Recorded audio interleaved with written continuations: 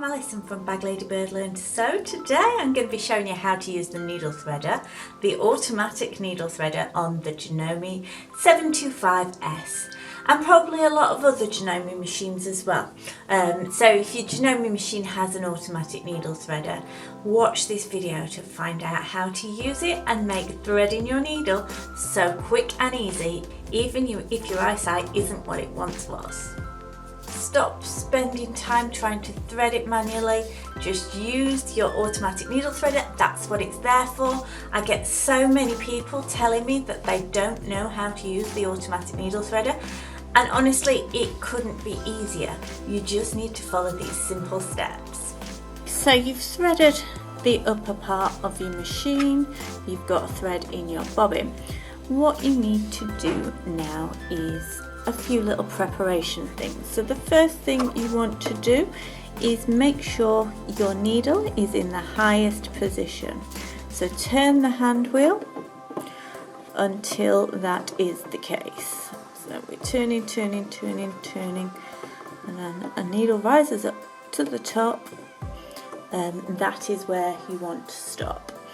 The next thing you want to do is there is this little thread guide bar around the side of the needle. You want to just bring your thread and hook it around that. So that brings the thread down and it guides it so it sits in front of the needle. Okay, so the automatic needle threader is this little gadget here. So when you press on this, what happens is this plastic part brings a little tiny hook through the eye of the needle. And what that hook does, it catches the thread and pulls it through to the back of the machine when you release it. So for this to happen, you bring your thread around the left hand side of this plastic hook here and then underneath. And what you then want to do is to draw your thread up so it is sitting in front of the eye of the needle, and therefore the little hook will be able to pull the thread through. So you want to pull your thread so it sits in a horizontal line across the front of the needle, and you want your thread relatively tight. Now you want to bring it as far back as you can so that the hook will actually catch it. That is crucial. And then if you just release, what will happen, sometimes it gets a little bit stuck and gets caught on the little hook. You just need to bring that, wiggle it and pull your thread through. Okay, so I'm going to show you this close up from the front again. So the hook is through the eye of the needle. The hooks are very fragile, they can get bent easily, so just come down with a relatively sharpish, but just if it gets caught, just coax it through, don't force it through the eye of the needle. So it's over the left hand side of this and underneath.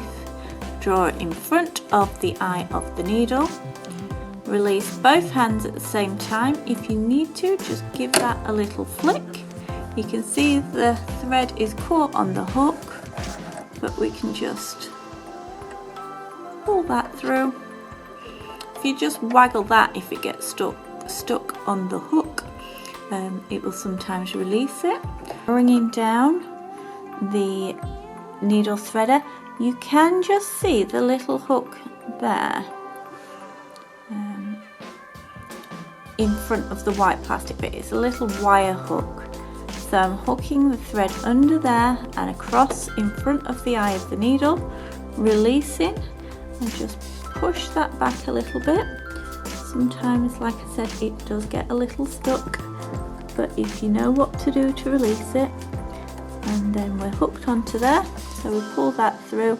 Make sure you're pulling the loop through to the back, and then you can place your thread under the presser foot and you're ready to sew.